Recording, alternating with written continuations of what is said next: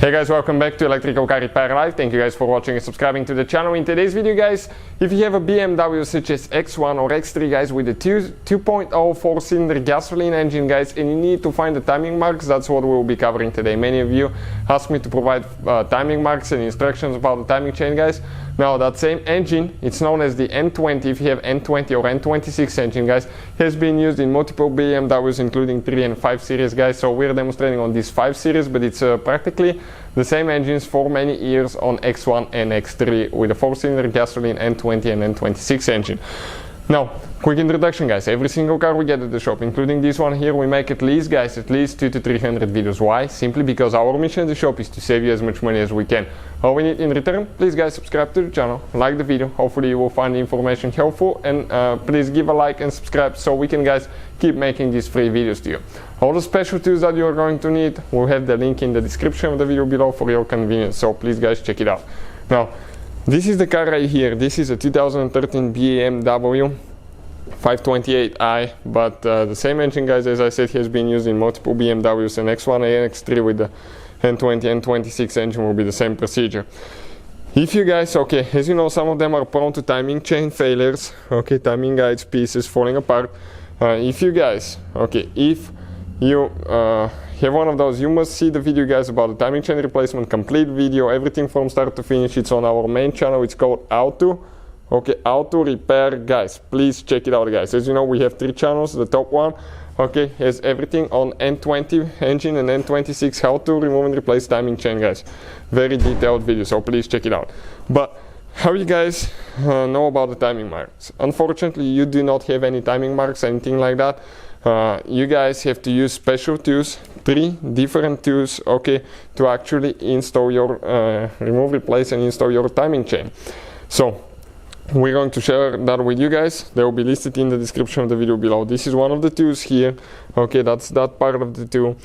This tool holds the intake camshaft, exhaust camshaft right here guys. Also it's going to, that part of the tool is going to hold the valves here, okay, the variable timing, so everything's great. The engine needs to be a TDC point, top dead center. The pin comes with that too for top dead center. I'll show you where it is, we'll go underneath, but if you want to see a super detailed video how to find TDC point, we have it on the channel. Just search for it and you'll be able to find it guys. Now, at TDC point, top dead center, which means, okay, as I said, we'll have more instructions on that.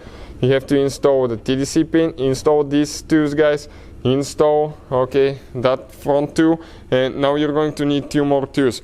One of the tools is guys, okay, for removing and removing and tightening, okay, loosening and tightening the crankshaft bolt. This one inserts in the transmission housing, okay, we have more about that. It's called flywheel holder tool on BMW N20. Search for that guys, and if you don't know how to use it, it's pretty simple. We have it on the channel, and with that tool being installed, you'll be able to remove and get that bolt tight later for the crankshaft, because that bolt is holding your timing guys, and if that bolt is loose, you're going to need new engine because you're going to smash your valves and pistons. Another thing now guys, you're going to need one more tool. When the engine is a TDC, you're going to need that tool.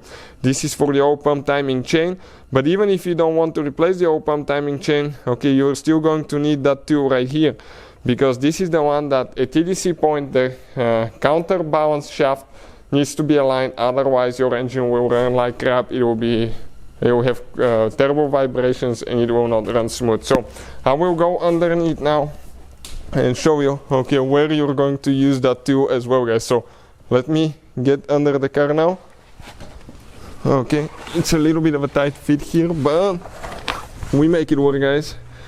So this is guys the oil pan being removed. This is where the car is sucking engine oil from.